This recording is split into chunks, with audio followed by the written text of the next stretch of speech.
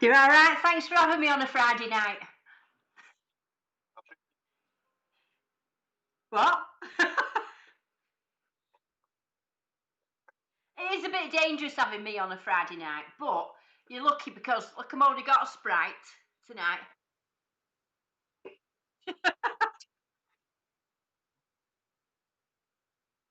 I didn't want to risk having anything else than singing and having your live stream blocked because that's what happened.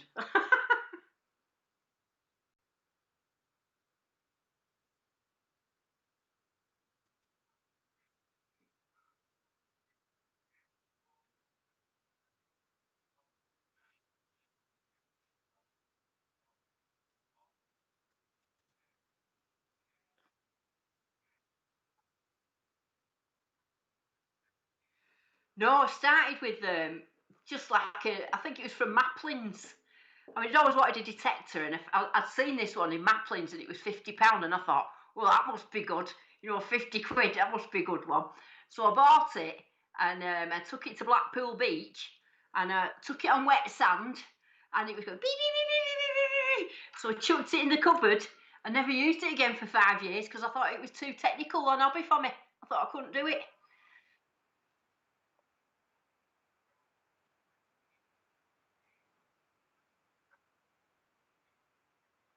No, I found mostly tent pegs, cider cans, and just that sort of thing. I think I might have found a couple of 2p's, but I didn't find anything old. It wasn't until I got my first garret that a few weeks in that I got. I think it was a George V penny was my very first old coin. I Yeah. remember that. I remember it really clearly.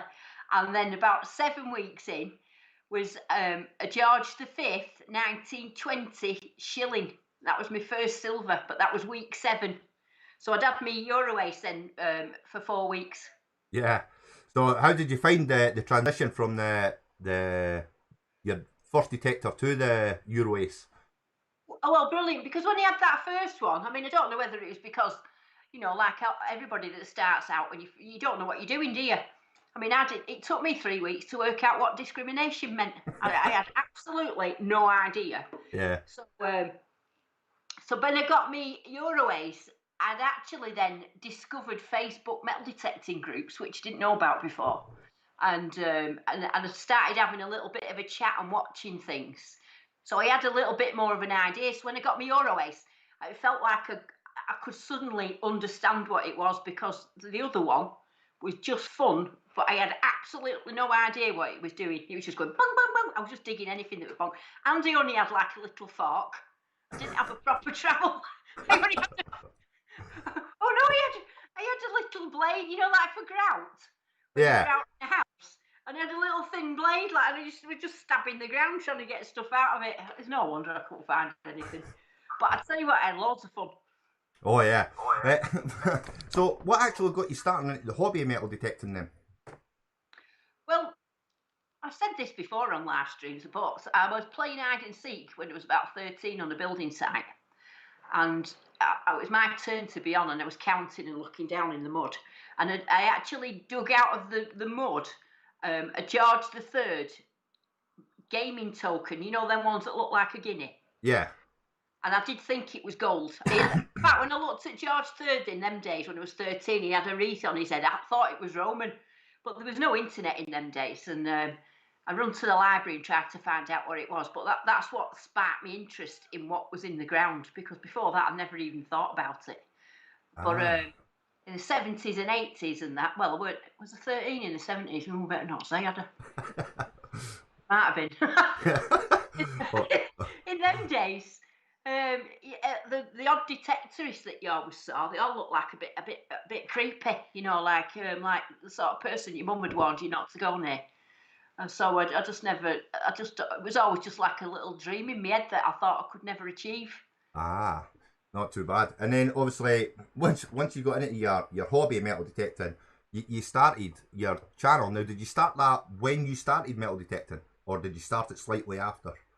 Well, with YouTube, um, if you look, my channel's called Astro Dawn 1, which Yeah. is nothing to do with Digger Dawn. Now, I started that channel probably 10 years ago, And I just put one video on it of my cat at the time with a crisp bag on its head or something. I can't remember what it was. And it had a total of 6 views. Yeah. So, and that was over 3 years. And like it had because I didn't know how to tag or anything, just put a picture of my cat on with a crisp bag on its head. And that was it. So when I used to work in a sport department with about 15 men. And it was just me that was a woman at the time. And I told them I was going to go out metal detecting, and they were just all laughing because there was always a lot of, they were all, sports blogs, not rugby blogs and all that alike. They're all taking a piss. So they said, "Go on, Chippers, film it for us, like for a laugh." So I did film it, and I put it on YouTube, really, expecting to get 6 views like my cat had. But it was a way for them in the office to see it. Do you know what I mean? Yeah.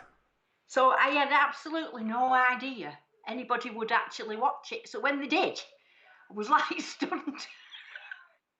I still get that feeling now when as like even folk when the views come in. It's absolutely amazing. So was there anybody specifically that inspired you as well to start the YouTube? Do you think? Well, yeah, it was. It was KG and Ringy on American Diggers. Yeah. And I was watching them on National Geographic, and you know how they're like dead enthusiastic about everything. I mean, some people call them for it, but I just like me, really. Yeah. And I'm watching them, and they used to make me laugh. But I used to watch them because they do on that program. They did used to tell you little bits, and show you the screen, so that you. And I started on thinking, oh well, perhaps my detector wasn't too hard. It was just in the wrong place. That the one from Maplin's. Yeah. So yeah, that's what I thought. I'll get it out and give it another go. Yeah. But that's why I ended up getting a Garrett Euroace, because it was the only other brand I'd ever heard of, because of those two used to use Garrett's. Yeah. The very first detector I bought, obviously before the 250, was for Maplin, but it had no VDI.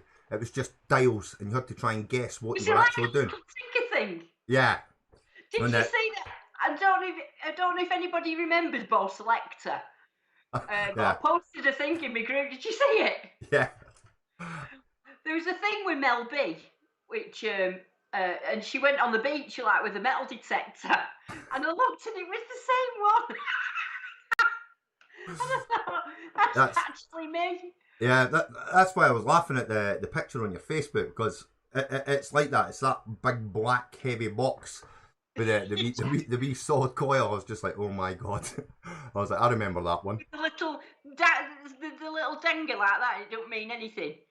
Yeah. Just used to know if it was moving to get me pointer out to have a stab in the foot.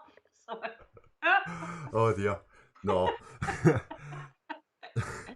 So, what was I going to say? So, you said it took you 3 weeks to get used to your 350i, and then obviously you started using the Euroace. How long was it before you actually upgraded to Maxi, who you have now, or was there another machine in between? Well, I was on my Euroace. I think I had my Euroace for about a year, and then I started doing stuff with Regtons and things like that. Yeah. And I ended up getting a 400i. I was like shocked, but they sent me a 400i. I was absolutely over the moon, because I've been saying about it for a while and that. So I got this 400i, and then ended up being in a magazine as well, advertising it. When it first came out. I don't know if you've ever seen that picture, but I was on the back of when they were advertising the 400i. Yeah. A picture of me on it like that with my furry hat on. Oh, brilliant. Yeah, do you still have that furry hat as well? Well, my furry hat got damaged when I did my face plant in the mud. Ah, yeah. Now that you're talking about a face plant, on your Facebook group as well, you actually posted a picture recently of you doing a recording, or you were trying to record, and then you're lying on your back, you had fell over. Oh, yeah. I was laughing at that one as well. I was like, oops. You know what? I did that 3 times. There was like a lump behind me, and what I was trying to do was take a selfie. So I was putting it on a timer and then backing up. Yeah. And every time I backed up to the same spot, I just kept falling all over this lump. And on one of them, when I looked at the film, it took the picture. Brilliant.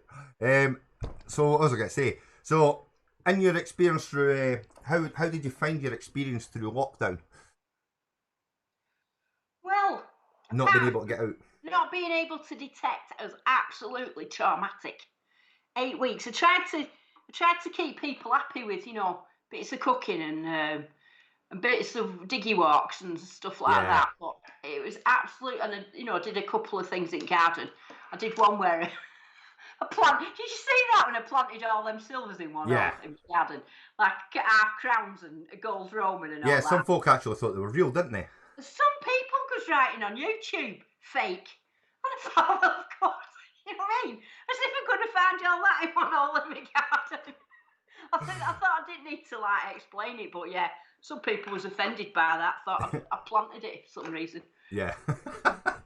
No, obviously through through lockdown as well, you were on about your baking. You actually made some fake bread, was it? A tart. Well, yeah, I'd seen that there was a shortage on flour. And yeast. So I thought I found this recipe for fake bread. That was all right. And my bacon beer bread, jalapeno bacon beer bread, that was quite nice. Yeah, you had that with a barbecue, didn't you? Yeah, I did, yeah. I had that with a barbecue. And my massive Jaffa cake. Did you see the massive Jaffa cake? That was quite nice, that was. Yeah. It did look quite nice. It was like a Jaffa cake, but that big. Yeah. You done a tart as well, didn't you?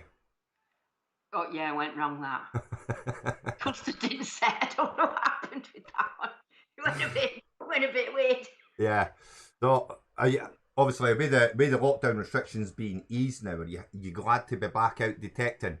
Because a lot of us find that the detecting helps mental states as well, just to be out free. You know what I mean? So, well, yeah, it does. I mean, I've been out a couple of times last week with Kev. And, I had 2 days that went out. In one of the days, we found one coin between us in 3.5 hours. But it wasn't, I don't always, people see my videos and see me finding, but I don't always put all my videos out. Like I say, I've been out twice this week, found nothing. Yeah. But just being out in the field in the sunshine and looking at the sheep and just being out, and it was just brilliant. Oh, yeah. I'm dreading actually because I did a post on Facebook before. So I went to Aldi before, and there was nobody counting you in anymore, and there was all the skits was back where they were, and people were just all chatting around the bread, and I thought to myself, it's like it's ended. In people's heads, it's ended. And I drove back and I saw all kids walking around in little gangs, and then I looked on the news and there's big protests being in Birmingham, and I thought, well, if this virus is as bad as what they say, we're in up shit creek, should we say? Yeah. Yeah. That is it. Especially if it's... And that influenza, the one that caused a lot of problems in 1918, and them years. Yeah. The first wave was very similar. It killed about 50,000. And the second wave went for about 3 million or something like that. Yeah. And I think it was probably the same. I mean, what I'm worried about now is everybody was so good on that first lockdown and I'd say everybody, most people, staying in and things like that. But would they do it again? I don't know whether they would. Yeah, that's a question. I don't know how much, shall we say, it's taken on its toll, especially with certain circumstances and politicians just making their own rules. But we'll not get into... The media as well is sort of manipulating it all out there. They're making it as they want it to be, like they always do. I hate the media, but yeah, that's what they're doing. But I tell you what, if my detecting gets took away again, there will be a riot, and it'll be me starting it. Yeah. Talking about the media though, obviously you've actually been on. Was it the one show, the Gadget Show, you were on? I've been on the Gadget Show, but it was a big build-up, and it was on for about 5 seconds in the end. And it was just me going, "Hey, up, I'm from Rochdale." It was quite embarrassing, really, to be honest with you, that one. Was it? Yeah. So how long did that show interview or part last? But loads of filming. It was about Americans digging in England. I have a lot of American friends, and they asked me about what I thought of Americans, but they'd asked me loads of stuff in between. I must have done about an hour's filming. Yeah. And when it came out, it was just like one little bit where you had all these Americans, their voices always sound like they're on a film, don't they? Yeah. Like, hi there, we are there. Hey up, I'm from Rochdale. It was quite embarrassing. It's brilliant, mate. As you mentioned. I did do quite a lot on the Gadget Show when we was testing entry-level metal detectors. Yeah. With John Bentley. I like John Bentley. He's a right nice guy, he is. Nice. But you've also you've mentioned that you've got American friends, and I've seen you out with Nugget Noggin and Jocelyn and Aquachigga and stuff like that. How is it going at digging with them? Great, really, yeah. I mean, I've met him a few times now. Jocelyn's become a really good friend. Yeah. And like I speak to her, and I know KG and Ringy are really good friends now. And it's just great, really. Just feel like one of the gang, I'm just when I'm out with like a little group of American people, I just want to get apart from Aquachigga. When he used to talk to him, especially if he'd been out detecting all day and it was like late at night, I'd talk to him and he'd just look at me with this blank face and just go, I've got no idea what you're saying. Not a clue. Yeah, I've experienced that. But it's funny because some Americans don't have any trouble with me at all. Yeah. And others, depending from what states they've come from, just look at me like that, like with fear. Like, what's she saying? How is it when they actually found older stuff? Because obviously over in America it's like 1800s, and then they've got like the 1700 club. They love it. Yeah, they love it. Found an 8 George III coin. It's like, oh, what? It's as old as my country. Yeah, they are very patriotic over there. It's brilliant. Yeah. I think it's absolutely brilliant. So what was I going to say? Through all your finds that you found through metal detecting, you've actually you've got a thing for one George III, but you've also got a thing for crowns and half crowns. What is it particularly that you like about them? Well, the big massive dobbers, aren't they? For a start off, you just. But I know with the half a crown, because I was only young when the money changed. Yeah. Giving me age away again. But when I was 4, my birthday's very near Christmas, and I remember a grocer's shop giving me, or I don't know if it was my granddad. I remember being sat with my granddad anyway. I was about 4, and giving me this half a crown for my birthday, and it was like full size of my hand because I was only 4. Yeah. I remember sitting with my granddad and we were looking at this coin, and it's funny, you don't remember a lot of stuff from when you were little, but I remember that actual thing so clearly. And it's funny, and it just always reminds me of my granddad and everything that's great. So I think that's where the half crown thing come from. But I mean, what a fantastic coin! Oh yeah. See one of them popping out, you're like, whoa! Especially the Victorian. I've got a thing for. I like the Gothic flooring. I've never found one, but I do like them. I just think they're cool. You've got 3. Oh, like. Yeah, they're like rocking horse. You know what I mean? Try to find them. The last one I got was my last big silver. That actually it weren't that long ago. My last one. Yeah. And it was this path we've been up loads of times, and you have banks up the side. Yeah. I just decided to go up the bank on the side, and it hit this one signal. I thought, it's going to be a can. It was like really loud. It went bang, bang, bang, bang. Yeah. I thought, I'll dig it because it'd been quiet. You see, only there it was, big Gothic flooring. Nice. And you're talking about the banks because and the pathways. Noticing on your videos, your permissions without getting away in that. There's a lot of like old villages or derelict buildings and stuff like that. What is your area specifically like? Industrialised? My area was the start of the Industrial Revolution in the 1800s. And it used to be a lot of woolen mills, and it's where it all started, the mill thing. And they were all, because it's like valleys, and they used to use the water from there's 2 main valleys that run down, Cheesden and Naden Brook. And these mills was dotted all the way down.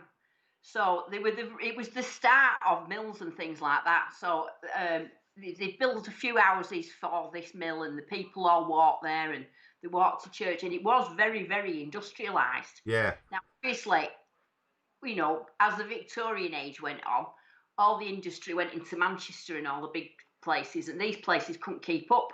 So they just fell into disrepair, and then everybody left those areas and moved to the big cities to try and get work. So all them buildings and the houses just all fell down and disappeared.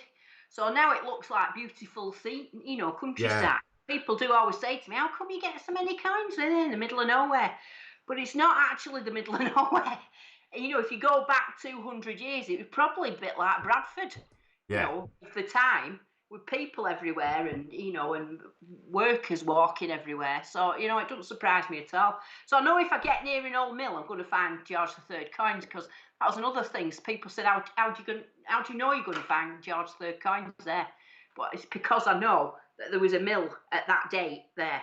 Yeah. So I just go from where the houses were, or from one mill to another, or from the mill to a church, yeah. or from the mill to a school, and you can guarantee on them paths you'll crack it and you'll find loads.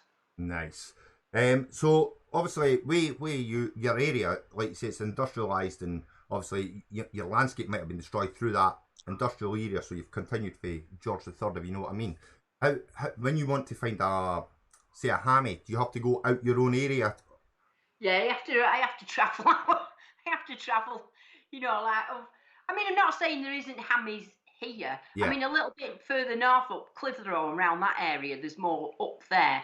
I found a couple in Oldham, but in Rochdale sort of things, I've only ever seen one ever found.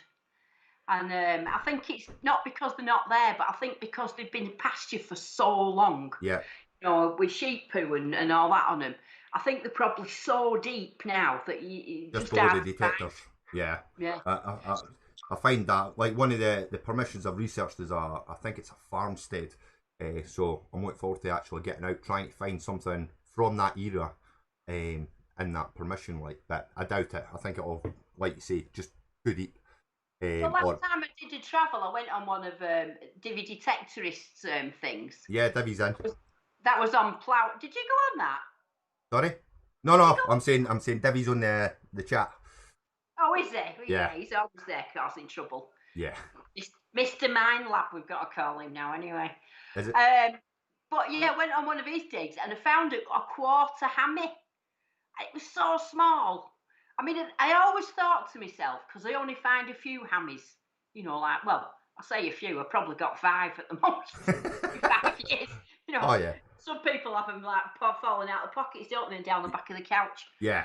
But I always been lucky that the ones that I've found have been quite, they've been whole ones. Yeah. They've also not been too clipped. So I've always been quite pleased with that. Yeah. And I always used to think to myself, God, if I found a quarter hammy, I'd be a bit disappointed, Well, see, everything, the hammies that I found, I think I've got 7. But they're all like small pennies, that no cut halves, no cut quarters. I've just never found them, and I've never found a big one either. You know what I mean? I found a biggish one. I found Elizabeth I sixpence, I think it was. It's like a bit of a plate like that. Yeah. The quarter hammy, and I found that on Divi's dig. And it was, it took me ages to find it in the plough. I heard the signal, I couldn't find it in the mud and stuff like that. And when it come out, I was actually more pleased about finding that than I was a big one, because I thought, how small it is. I mean, it was tiny. Yeah. I thought, if I can find that, I'm not missing much. No. That's, and it gave me belief in myself that I thought, if I can find that, I can find anything. So, I'm hoping when I get, well, I'll let you come on to that Apex thing in a minute. Yeah. If you are, I should imagine. Yeah. But what was I going to say? So you've obviously mentioned Divi, and I've seen a few videos where you have had your coin competitions. Is that going to is that going to continue? Well, thing is, you see, I think he's mentally destroyed by the time he gets on the field. Because he was all big man, you see, but a big man. And then I remember it went the first one. I said, let's just show it at the end. Anyway, come running across the field halfway across like that, like all cocky. And he said, do you want to see? I went, well, it's only dinner time. He said, well, do you want to see then? I went, go on then, show us what you've got. And he went, there you go, 3 coins and something else like. And I pulled mine out and I found 12. And he just looked distraught. So after that, he was just mentally defeated. Yeah. So I can't put him through it anymore now. I mean, he will probably, now he's Mr. Mind Lab, want to have another go. But you won't win, Martin. Yeah, I think the last time you put it down to experience, didn't you, of the area? Yeah. Well, yeah, you know, he wouldn't have beat me on my own land because one, he's not used to pasture, and two, I knew the history of the area and where people might have been. Yeah. Where he wouldn't have known that. But you'll find, now that you've mentioned that he's Mine Lab, he'll be mentioning the Mine Lab the fact that it's good on pasture. That's I've got to admit, like that is a good thing. It's a good machine, you know. Kev uses one. My friend, he uses an 800, and you know, it's a good machine. I mean, I especially like the fact that he doesn't find coke. Yeah. You know, that's a massive thing. That, I mean, sometimes I can tell with Maxie what's coke because it's a nice signal, but it does flick quite a lot. Yeah. You know, and I've started recognising what it is, but my area is not.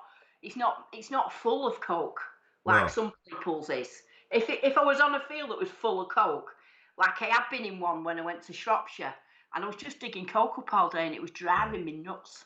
See, so, I think for folk like we, no offence against the Garretts and other machines that do detect it, because XP detect them as well, but it's got to be, especially when you're on a field with coke, it's got to be just as bad as green waste. The fact that you're spending a lot of time digging. It's worse, isn't it? I mean, at least if you dig a moo tube up, you can laugh. And if you dig a moo pull up, you can laugh and say, well, better take it to the flow. But when you've got a knot rock, I mean, what can you do with that? I don't know. You know, you could have a nice collection of hot rocks. See how big some actually. Kev said, I've dug a few up, and Kev, I was going to like chuck them away, and Kev said, you want to save them? So when I get that apex, I can put them in the garden and see if it picks them up. Ah, that's a good point. With it being multi-frequency, you see, that it won't pick up the knot rocks. Ah, that is a good point. Talking about Kev as well, I noticed on one of your videos, I seen it come over the hill. You probably know where I'm going with this, and it was a beast. Did he ever go up and smack that the bull? Bull? Yeah. No, we've seen this bull, so he says, hang on, I'll go and see the farmer, you see, about whether it's a nutter or not. Yeah. So he went and spoke to him, so he come back and he said, the farmer said that it was the softest bull in ever, you could go and tickle it. Yeah. I said, well, go tickle it then. You know what I mean? It was massive. He was walking and his legs was disappearing in the ground up to his knees because it was that heavy. And it was a big hill. I thought it can run down there. It won't be able to stop, but no. Yeah. He tries to, you know, like it was a bit of a shame when that horse smashed his coil up because he's scared of horses, but he tries to make out he isn't, you see. And that's how I ended up filming him. You know, when I was filming him, I only filming him because he was scared and I knew they were surrounding him, so I thought I'll film it just for a laugh. And I didn't realise that the horse was going to actually smash his coil. Did he get his coil replaced? No, he bought a new one. Did he? Oh, I seen it like that. That horse did not take a liking to that detector. Well, after when he switched the camera off, you know, when he was walking away, it went to bite it as well. The coil. I think the crack on the edge is from when it bit it. I think the middle crack's from when it stamped on it, and the edge crack was from when it bit it. Yeah, no, it just. I think personally, you know, I think it might have been emitting a frequency. Yeah. Or something. Yeah, I think because it just didn't like that coil. Oh dear. Really didn't like it. Yeah, it did look, and I like how you've put up the what's the best way to put it? Like the badass of the horse with the glasses and. You just keep rubbing it in slightly, and I just keep laughing. Like I'm like, oh dear. I didn't make that. I didn't make it. Somebody else made it, and I just shared it. Oh, it's brilliant. It's a shame for him, like, but I actually felt for him when I seen the not when the horse done it, but when you put it up against the wall and you were showing the crack, I was like, oof, because it obviously coils on the cheek. If that had been anybody else, they'd have been moaning and crying and swearing, and he just said, "Oh well, it's only a coil." He's such a chilled out person. Yeah. I'd have been crying like. Yeah, Definitely. most people would. I mean, I was more stressed than Kev was. I kept saying, "Let me give you half the money." He's going, "No, no, it's all right, it's all right." But I was more stressed than he was. Oh He dear. just said, "I'll just get another." I just got another. Nice. Talking about fines and stuff like that as well. Not talking about your George Thirds or anything like that, but what would you say is your best find and your most memorable find that you found to date? Well, me Bronze Age axe head. Yeah. That's got to be like right up there. Which I'll tell you what about my Bronze Age axe head. Took it to the flow, right, to get it recorded.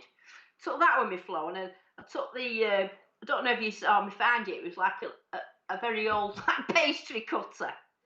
And I took him this thing I found in Norfolk as well, which he had no idea what it was, and he didn't know either, but he took it off for like a thingy. Yeah. Anyway, I was supposed to get it back the week before lockdown. No chance. And it's gone now. I haven't seen it like for ages. I mean, I'll have to wait till. So it was about February I think I left it, and I haven't seen it since. So will you actually get the Bronze Age axe head back to keep? Yeah, Oh, yeah. It's just been recorded. I know he's put. I've seen he's put the pastry cutter thing is on the PAS. yeah. I've seen it because he sent me the thing with that, but then it all just stopped. So did that actually? So did that pastry cutter turn out to be a pastry cutter, or was it part of your sport? Yeah, no, it was a pastry cutter, but it was quite an old one. Yeah. That's quite interesting. That actually, to be fair, like. And then the other thing is my ring. Like my big silver buckle ring. Yeah. If you notice, it's missing. Is that gone as well?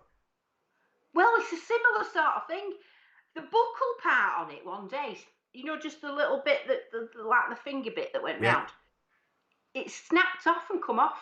And I looked at it, and the buckle bit was missing. Oh. Like it fell off somewhere. Yeah. And Oh well, you'll be able to find it in the field. I don't know where it had gone. So anyway, I took it to a jeweller's, and I showed him, and I've given pictures. So they sent it off for like an estimate on how much to do it for. Yeah.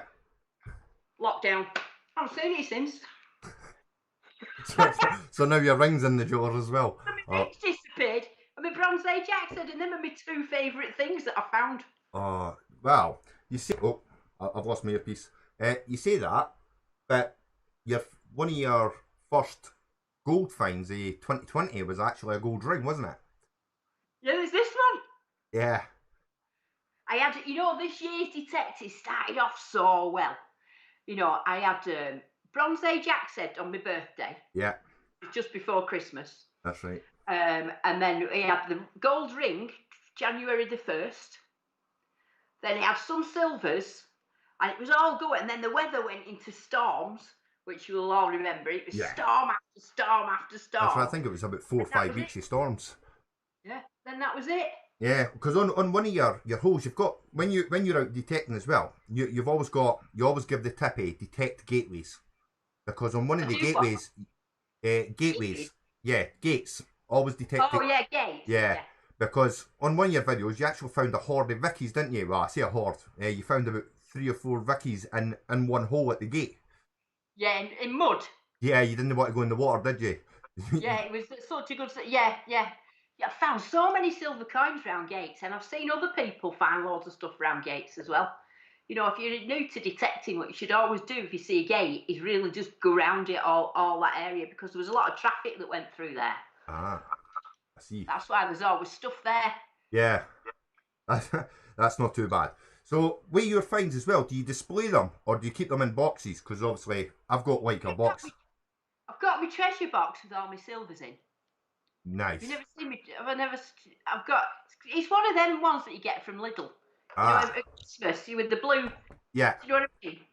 So you've got a nice collection of silvers then, have you? Over there. 3 trays at the minute, yeah. 3 trays. Oh, jeez, that's a lot. How many crowns and thorns are in there though? Well, I've never dug a crown up.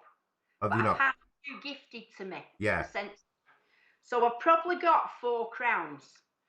I've got a George III crown, a George IV crown, a Victoria crown, and a newer one. I think it might be George crown. But Nice. they've been all gifts. I've never dug one up. Have you not? So it's still on my list, that one. Nice. In terms of half crowns, I've dug a George V crown up. That was my first one that I found. Yeah. And I found a George III crown. Half crown, sorry. So I've only got them two. Nice. And then florins, I've got quite a lot. Like I say, I've got 3 Gothic florins. Yeah. I've probably got about 10 florins. 10 florins. That's nice. I've not got as many as that either. Like that's about 25 shillings, and probably about 40. Yeah. 3pence, 6pence. George the Third and stuff. When I find them, it's normally 6pences. George the Third. I find. I don't really find many of these like shillings or see many of these shillings and florins and half crowns and stuff come up. Like, to be fair, like. It is a lot of 6pences. You don't see the 3pence very well. In fact, I found a 3pence once and I lost it before I got home. And I didn't have many of them. Me and Kev, I've searched that field. I tell you, we've been up and down that field looking for that lost 3pence. Can't find it. It must have been about 4 or 5 times. Not just to look for it, but while we were there, thought, give it a good go. Can't find it. Don't know where it went. I've just noticed there's a comment for the Divi Detectorist. Have you got any Celtic staters? No. Celts didn't come up here. I'll have to go down to like Kent and Essex and that to get one of them. Yeah. I've never seen anybody dig one up Lancashire ever. If anybody's ever found a stater in Lancashire, let me know. But I don't think it's happened. Yeah, I've not seen or heard of many come up actually. It's all further down south. They seem to come up like. Yeah, well, I think you can get them in Nottingham and stuff like that. So I'm going to go to Nottingham soon, and I'm going to Shropshire. I don't know if they've got them in Shropshire. They might have. Yeah. See, that's another point as well. Have you got many events planned? But like I know, obviously the lockdown cancelled a few because there was Spring Detectable and all the rest. A few cancelled all of them. I've got plane tickets. I was supposed to go. Well, first of all, I was supposed to go to Spring Detectable. Yeah. And that got cancelled. Yeah. So I had to cancel everything on that. And then a couple of weeks after that, I was supposed to go to Holland. And I was like a special guest at a Holland dig. Yeah. And they had all that booked, flight booked, everything. So I had to cancel that. I've got like a voucher now for a year to go anywhere in Europe on a plane, but I've got to go. And then they had Summer Detectable. I was going to go to, because that was in North Wales. That's right, yeah. And then got Detecticon, which I've still got my hotel booked for, but I think it's either likely that it's going to go, unlikely that it's going to go ahead, which was in Northumberland. Yeah, I've got Detecticon booked, but I'm still waiting to hear if they're going to. I've left that as it is. I've got my hotel booked. Everything is still booked for it, but in my heart, it's got like no chance. Do you not do the camping side? No. I did camping once. It's not for me. Camping. And will you be taking Diggy with you? No, not to Detecticon. It's too much Roman stuff up there for him to be getting in the way. Your wee companion, and you're going to leave him behind. There's a Chip Chase Castle up there, Yeah. You know what I mean? Chip Chase. There's a Chip Chase Castle, and it's only 9 miles from that dig. Ah. I've heard you mention. Remember you mentioning that before, like Chip Chase Castle. Was that a relative? Well, I don't know, but I mean, it's Chip Chase is a place, isn't it? Yeah. And there's not that many Chip Chases. Trace it back to there. I always say I'm Lady of the Manor. I'm not. No. I was probably a servant or something. Not too bad, but obviously. So there was that, and then they had Rodney Cook Rally. Yeah. I was going to go to Rodney Cook Rally, which I don't know whether that'll be on. And then there was Detectable. Yeah. And I don't think that'll be on, to be honest with you. You know, because I mean it's a lot of organising, isn't it? And people go. They have said with the Detectorville, if it does go ahead, it's not going to, because I got the email for you'd have got it as well with the Spring Detectable, saying that if it does go ahead, it'll be about the same size as Spring Detectable. It'll be reduced. Yeah, it'll be reduced Because numbers. they're not going to have all the traders there and all that. I mean, the traders weren't going to want to put the staff at risk, and Yeah, because they said it takes 6 to 9 months to organise yeah. the big detector bull, so there wouldn't be time to organise it to the extent that they normally do. So. And you do get a lot of people coming from Europe and France and America and all that to there as well, don't you? Which they're not going to book tickets if they don't know if it's on. I don't think they would even. I don't know if we'll even open up the country to allow them in at that time, if you know what I mean, for detecting. That's the downside to it. But you've got wee Diggy, and obviously you see Diggy in some of your videos. I think it's brilliant. But before Diggy, there was Sooty. Do you still? Sweep. Yeah, Sweep. Do you still? She's away getting Sweep now. You gotta bring him on. Aye. You gotta bring him on. If anybody has any questions for Dawn, please just tag Digger Dawn so we can see and we'll answer any questions you have. I have to stay in the cupboard because that Diggy trying to rip my head off. And so I have to now live in a cupboard, look out of a glass window.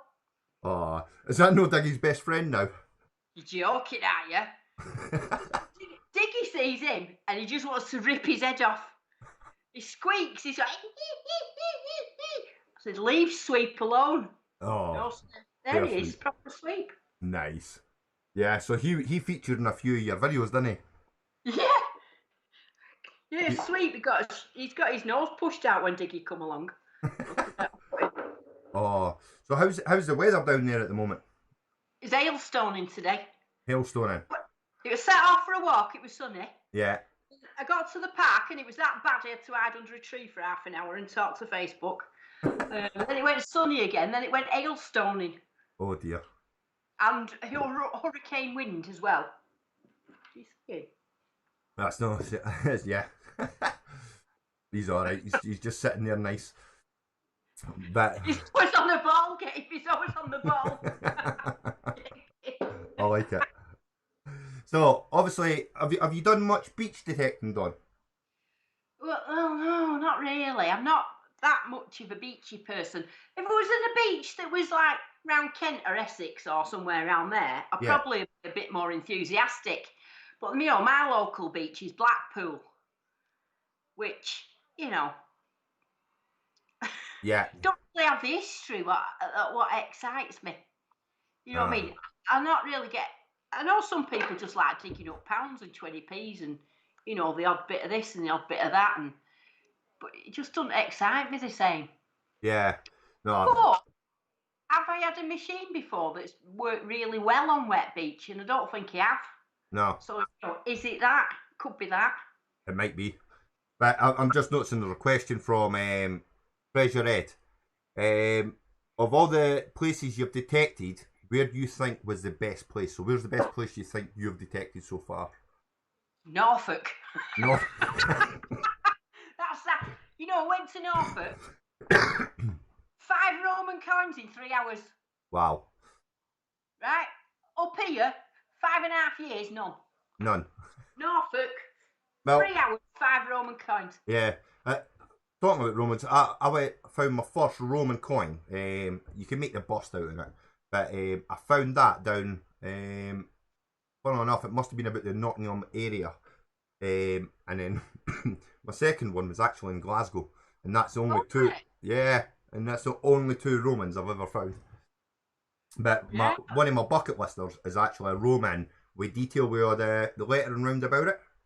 Yeah. So that is one of my bucket listers. Like to find that. My number 1 has got to be a crotobell.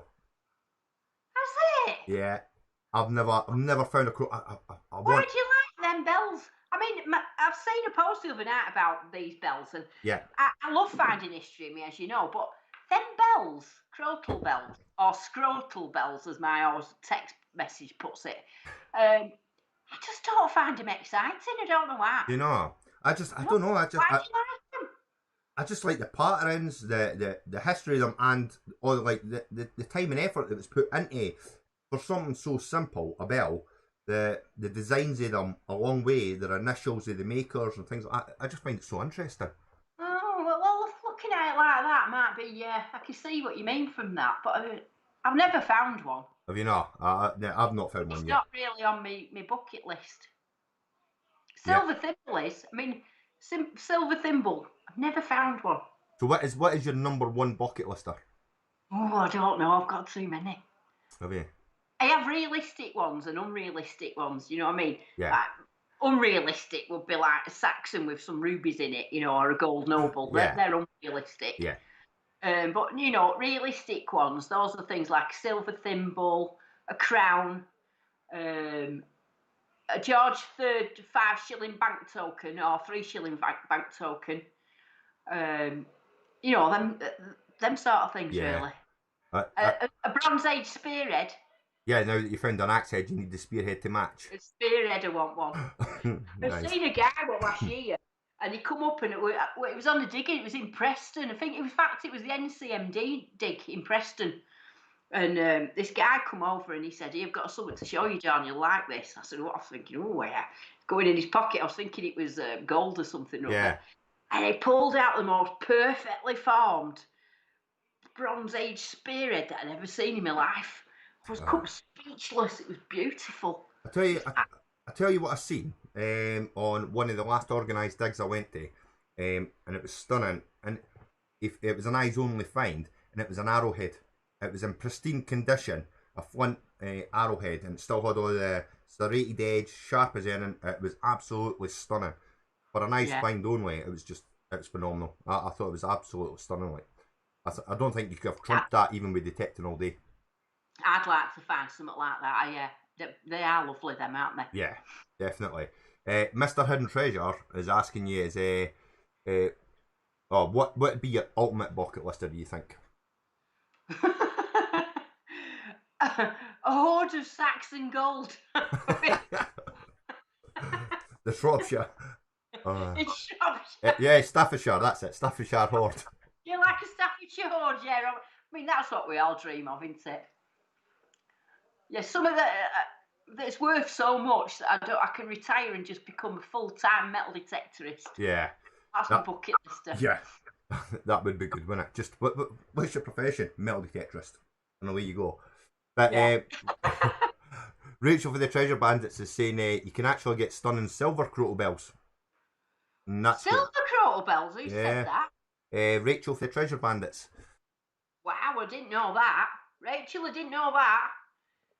Well, that'd make me interested. I like the silver blingy. I've never seen. I'm going to actually look at them on Google after, because that sounds really interesting. Yeah. Could you imagine just think, I don't even know if they'll be hallmarked or if they'll just be silver because of the age of them, if you know what I mean. Because of the age, they probably haven't. No markings. King's head on them or something. Yeah, you'd have to tinfoil test them. Yeah, spit on them. Yeah, watch you didn't destroy them. Everybody going, "You've ruined that now. You scratched Right. it." Right. Obviously, do you prefer finding, when we're talking about, like, obviously, crotal bells, coins, and things like that, what do you prefer finding, though? Do you prefer finding coins or relics? I have got a love of coins. I am a coin lover. Yeah. Yeah, that's where my little passion is. You know, I think I've even started buying coins. I'm in a lot of coin groups, you know, that are like for numismatics, which are, you know, professional coin dealers. I've got into them, and, you know, like, and I'm like that, like pantsing over it. Yeah. Perfect, like Charles half crown, like 900 quid, and I'm thinking, oh. The ones with coins, so actually. I bought myself recently a cartwheel 2p. Yeah, I seen that. That does look stunning, like. Because that all. 40 quid I paid for that. Oof. Which is quite cheap, really. Is it? Yeah, it's quite cheap, that, but you know, coins is my first love.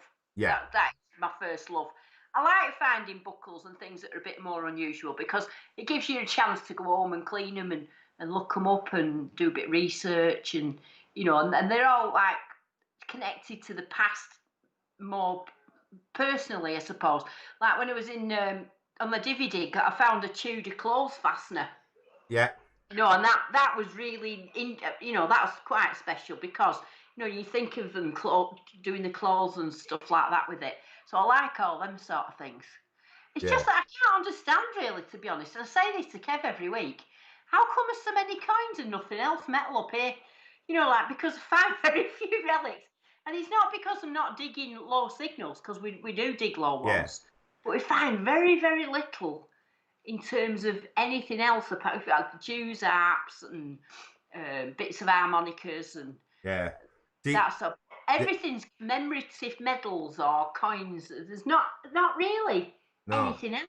Yeah, I've discovered just since I've been out after lockdown.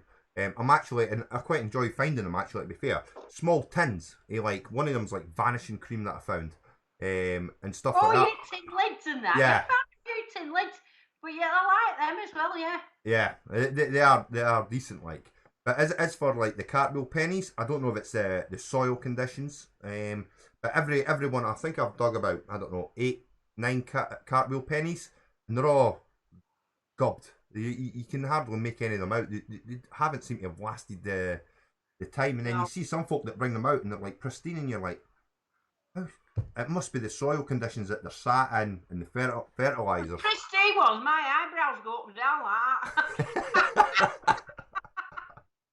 Well, that's a nice cartwheel penny. I do. I've got to like. I found one that was decent on one side. Yeah. I must have about 50. All right, no, I've got about, I think, like I say, 7 or 8, but they're all gobbed. I even tried putting the Dremel over it to see if I could get anything off it. Nothing. It's not like the fact that they're just dirty and they need cleaning. They're actually rotted off, aren't they? They've got like, what do they call it, copper rot? And they're very green and it just flakes off and it just the oxidization in it, the copper, it totally just destroys them, like, to be fair. And it's a shame because it's such a beautiful coin. Yeah.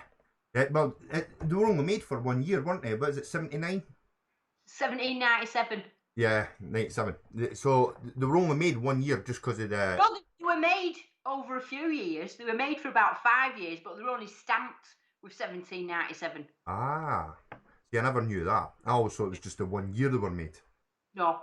They were made for a few years, but only were stamped 1797. I wonder what the reason behind that was. I think, well, the cartwheel penny, was the very first, machine stamped coin. I've done a little video on the cartwheel penny, on its history and what it could buy and how it was made. So it was the very first, this press machine that they used in Birmingham, I think it was.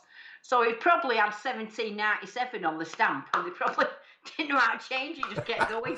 Yeah. I don't know if that's true, but that's what I think. Cost too much for a metalsmith to come in and change the date. Yeah. Or just too lazy.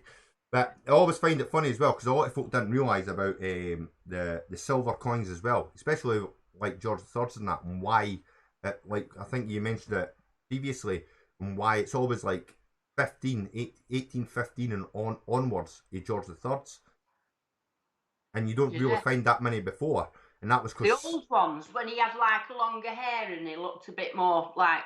Yeah. The only ones that were made were Monday money. And it was just, they were too expensive to make for general circulation. For the 1700s up to 1820, actually, I think it became cheaper. But from about 1815, they started making the thrip and the bit again, with silver. But that was quite interesting. I mean, I've seen a few on me in these coin things, and I keep nearly buying them. I keep thinking, oh no, should I buy one? No, I found one. No, buy one. Found one. I like that. I just want to have one of everything. You know what I mean? And if I do buy a coin, I like it. Yeah. Right. Get me wrong. When I get Friday night when people are out, I get my coin box out and start like stroking my coins, and I do like looking at them, but it's just not the same as digging one up. No. Do you know what I mean? Yeah. When I've had gifts, I love them. Don't get me wrong, I love them looking at them, but they just don't have the same thing as when I've dug one up. No, because I think it's the thrill and the buzz that actually I've found this, out the ground and held it. It's like that George III half crown. Yeah. I remember the weather. I remember how I felt when I first saw it, and I remember the little imprint that come with it, and I remember the whole thing, and so when I look at that George III half crown, I don't just see a beautiful coin with beautiful detailing. I get the whole sense. Oops, not near. The whole sense of the whole day. Yeah. You know what I mean? Oh, absolutely. Yeah, definitely. But before we move on to the topic of the apex as well and your thoughts, because because obviously the apex isn't out yet for general sale, but always fine. Folk always ask, beginners wise, for detectors and what's the best. What I've got, it's a two-part question. So Right. the first part being, what would you recommend to beginner detectorists? And then the second part to new YouTube channelists. What would be your tips as in for them to start off with the YouTube channels and things like that as well? Right, okay then. So first question is, what would I... Now, that is like $1 million question, that. What would you want to start off with? Yeah. You get some people that think, well, if I start off with a really expensive detector, I'll do better. Yeah. Which isn't the case. No. I think, first of all, you've got to decide what land have you got. Yeah. Are you going to be a beach detectorist because you live near the sea? Are you going to be a pasture detectorist or plough? I think them are the main things that you need to think about, and people don't ever really think about that when they go, what's the best detector? They don't think about that because there is definitely different brands of detectors are better for different types of places. Yeah. If you want to hunt gold, go for this one. If you go for silvers, go for this one. If you want to go for beach, go that one. I think all detectors out there at the minute are very, very good. Yeah. I don't think there's any that are not good. I really don't. The technology's It just coming on. all fit for purpose. Is can you get a detector that's fit for purpose for the place you want to go detecting? Yeah.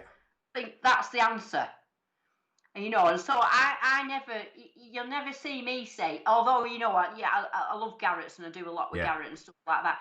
You never see me saying on these posts, oh, get a Garrett, everything else is rubbish. You never see me saying that. I like to just show that where I detect and what land I do, this is what I can find. That's how I do it. Yeah. But, if you want to detect beach, then go for something that's good on beach, if you want to. So I would say for a beginner, is don't spend too much.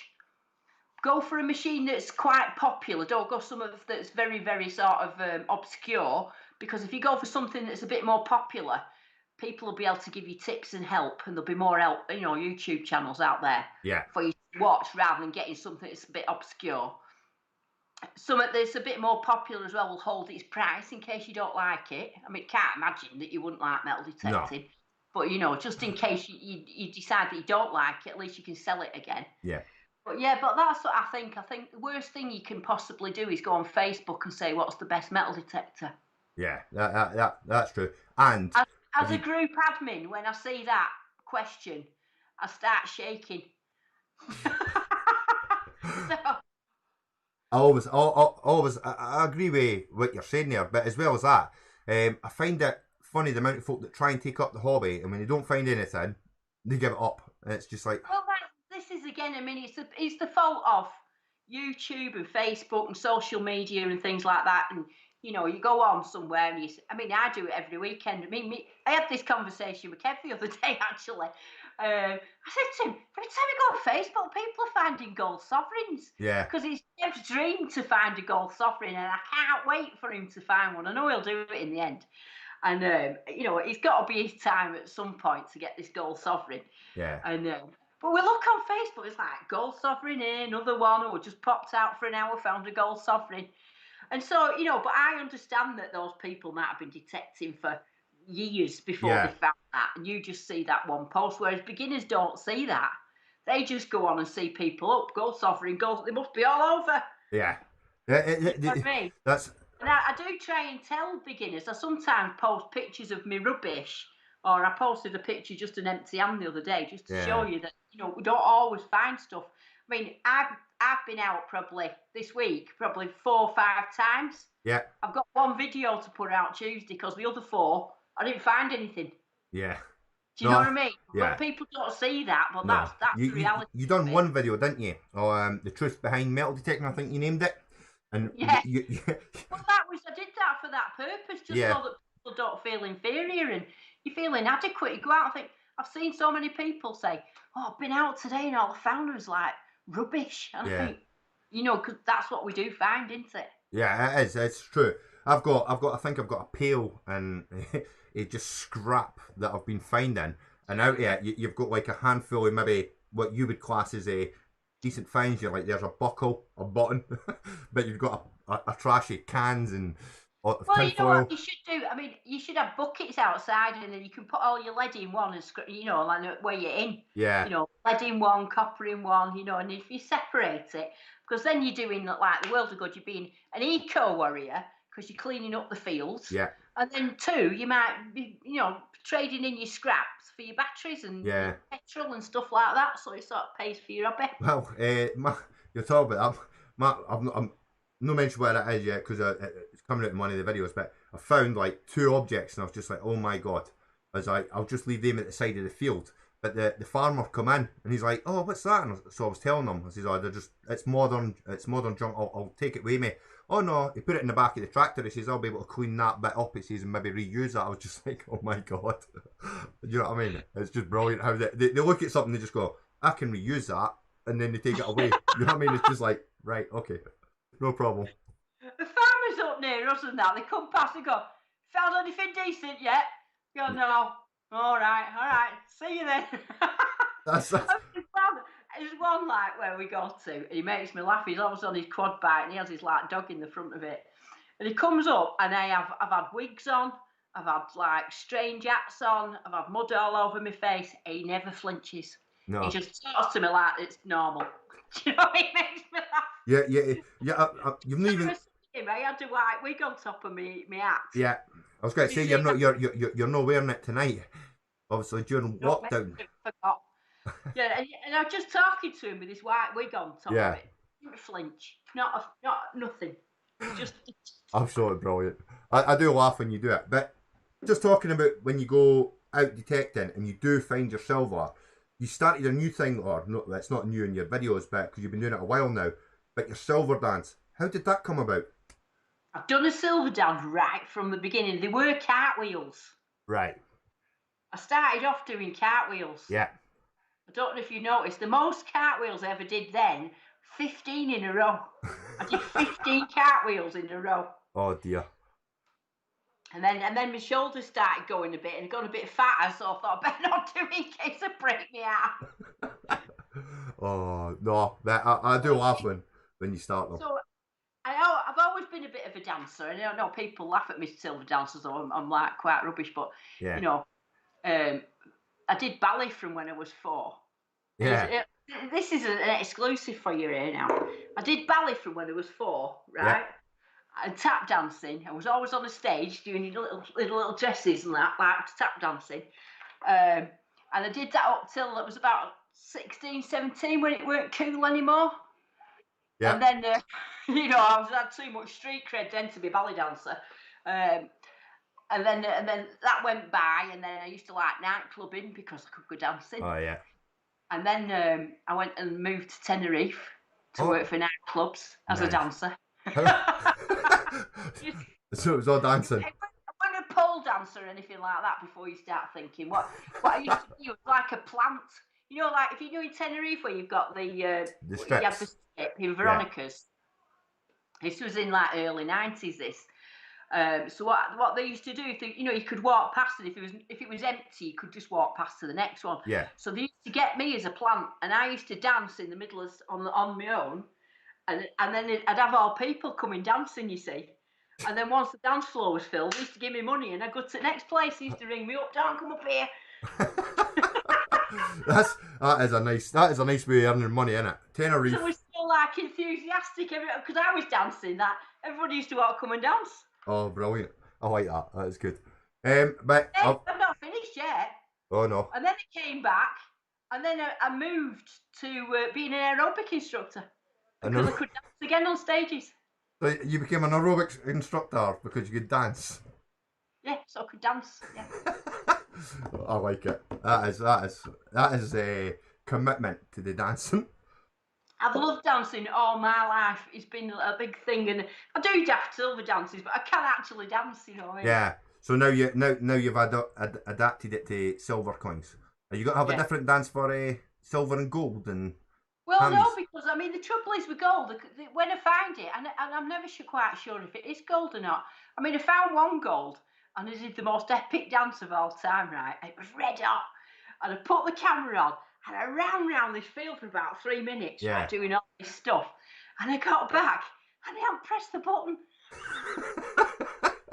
Oh, hey. I said to Kev, I can't believe it. I said, we've done all that, and it's not recorded.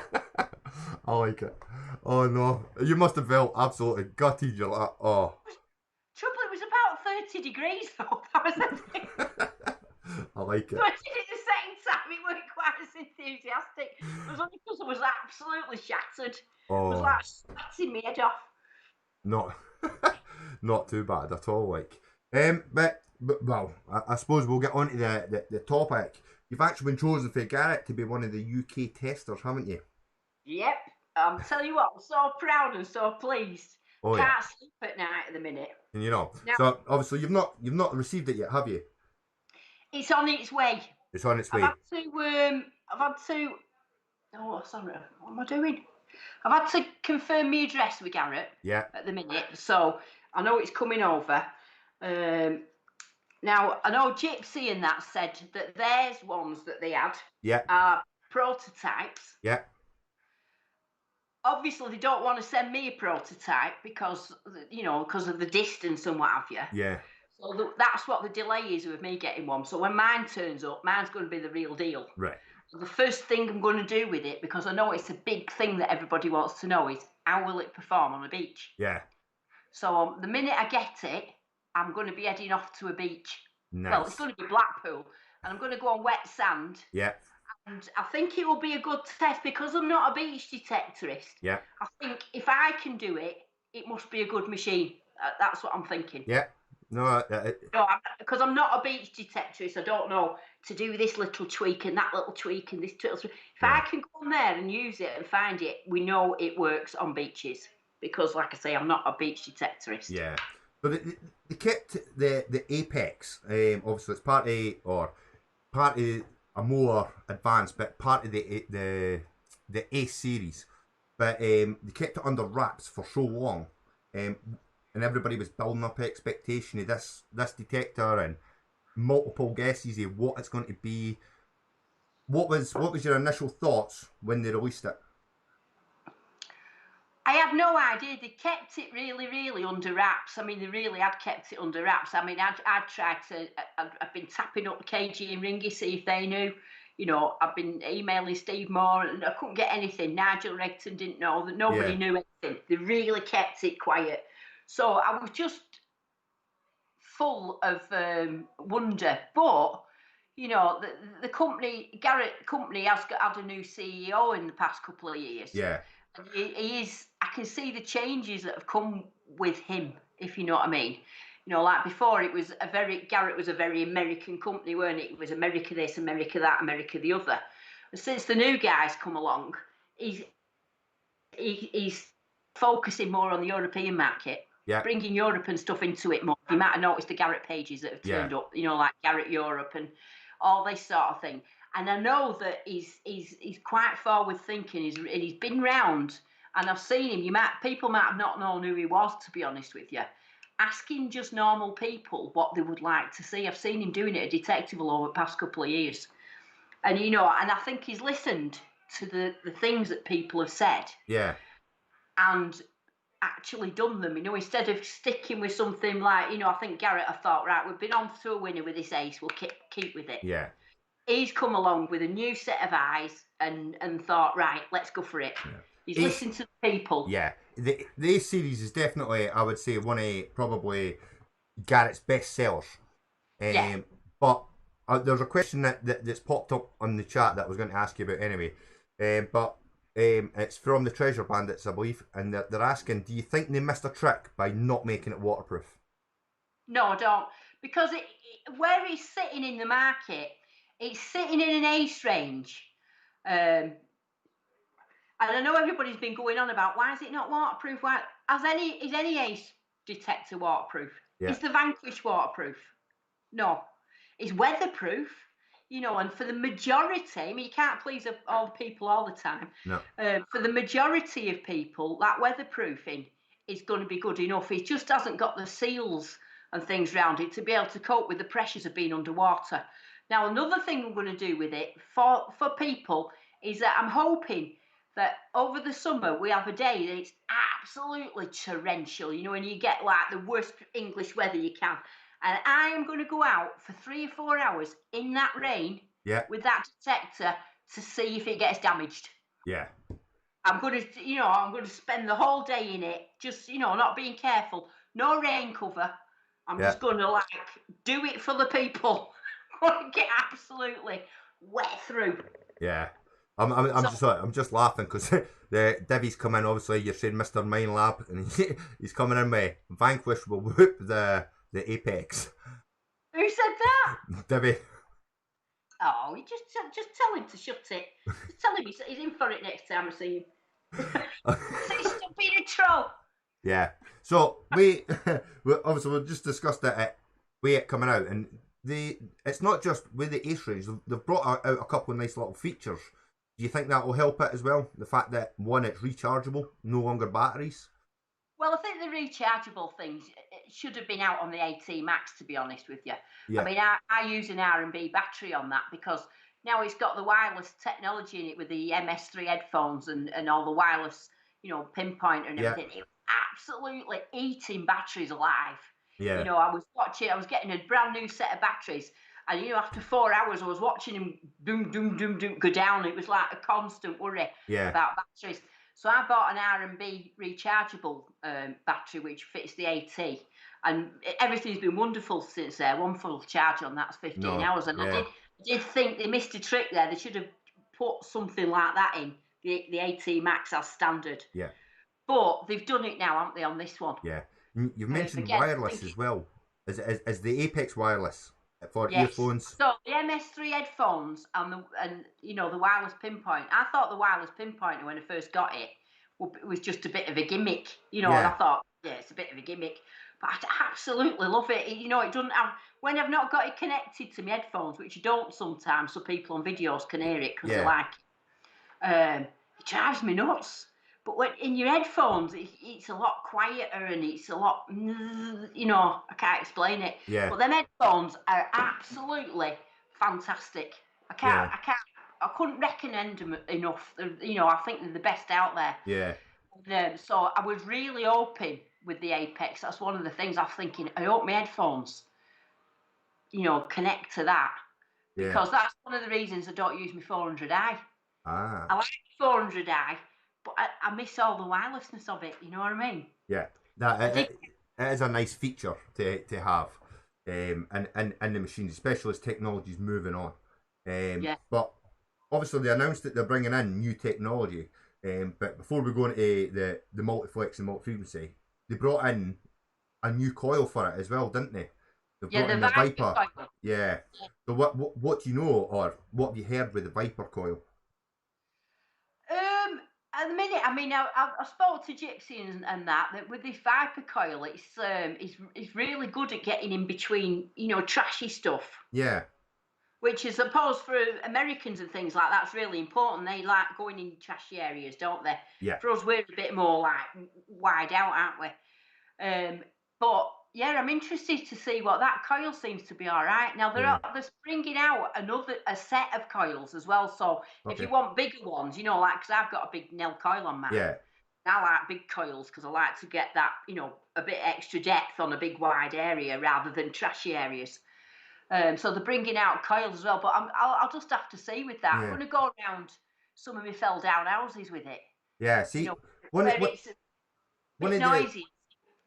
One of the bits that they mentioned in it as well with the standard coil that comes with the Apex, the Viper, is that you no longer need to change between coils. Do you know what they meant by that? I think what they mean by that, because it's narrower. Yeah. I think you don't have to go on a little smaller coil to get in trashy areas. Right. I think it will just do both, at the same time. I'll have to see when it turns up. Yeah. So yeah. Nice. But it looks good. I mean, you can't swap that Viper coil onto anything else apart from that, and you couldn't put a standard coil on that. You've got the apex has to stay with that coil. Right. Got it. So, do you think it'll be long before aftermarket coils, such as like a new nail, maybe for it, will come out? Well, you know, like Nell and the Mars coils are always like on there, but Yeah. I don't know. You know, like if Garrett bring out the coil that people want, are they going to stick with that? I think the answer is yeah. See, the trouble before is, you see, there was no alternative. No. Garrett don't do a big coil. No. You know what I mean? So it's like if I wanted to like a big like my Nell Tornado, if the Garrett had had a Nell Tornado, I probably would have had one of theirs, but they didn't, so I've got an L one. Yeah. Now moving on to the big change that obviously we've seen the Equinox come in with and stuff, and now the Garrett's got it, and they're calling it multi-flex, but the multi-frequency basically. How do you think that's going to change the game for Garrett?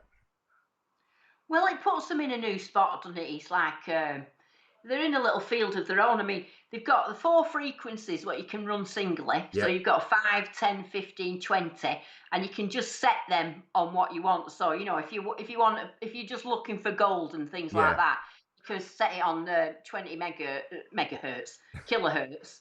Or if you want bigger, deeper stuff, you can set it on 5. So it gives you the option of having it on singular.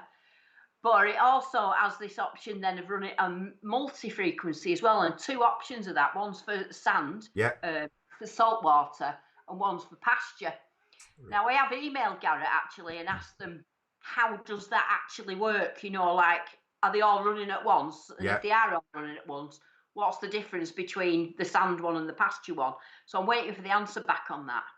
But I have asked that question. Yeah, so they've not actually answered you on that one. It'll probably be something similar to do with maybe program settings of ground balancing and stuff like that. It probably is something to do with the ground balancing and stuff like that. Yeah, it'll be something within it, won't it? But I don't, you know, people have asked me a few times, is the multi-frequency running 5, 10, 15, 20 all at once? Simultaneously.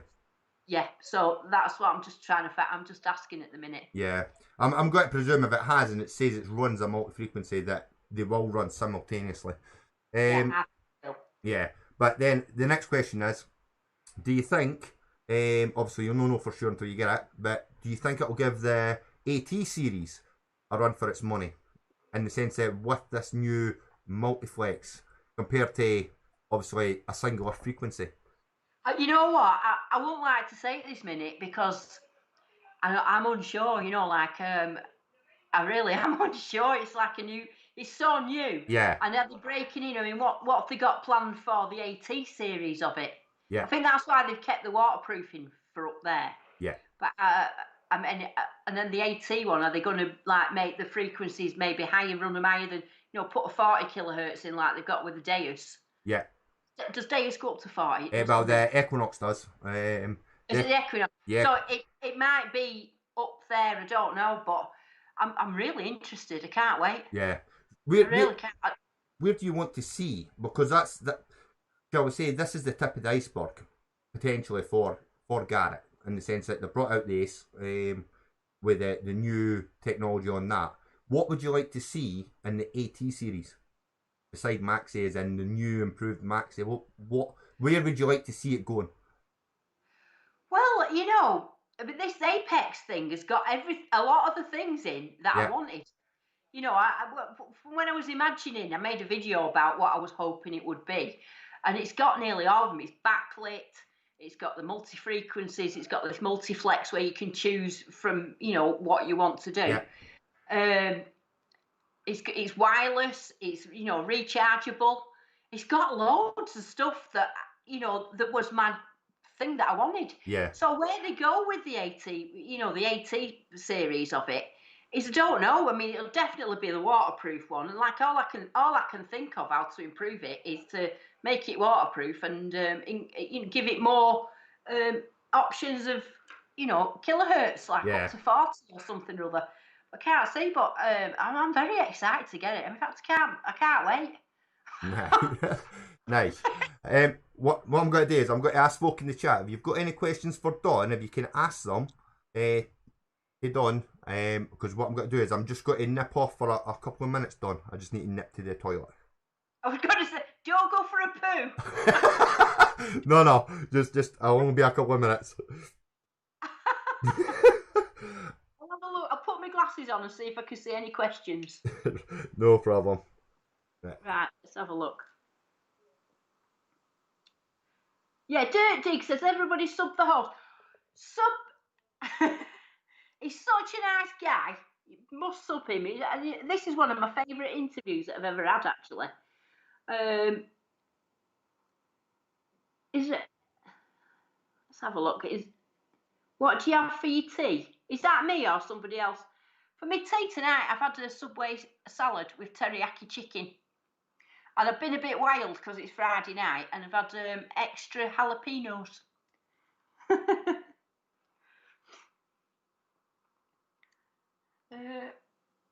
Dom, what is your oldest coin you've found? Well, I found my oldest coin is a Roman, which was from 345 AD.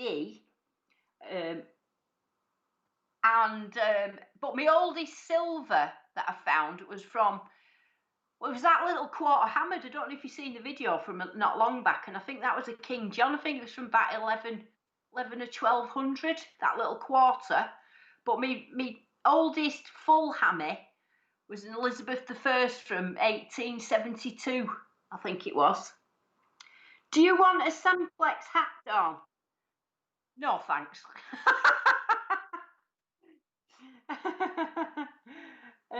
Where do you see yourself in 10 years, Dawn? Well, probably being Granny Garrett.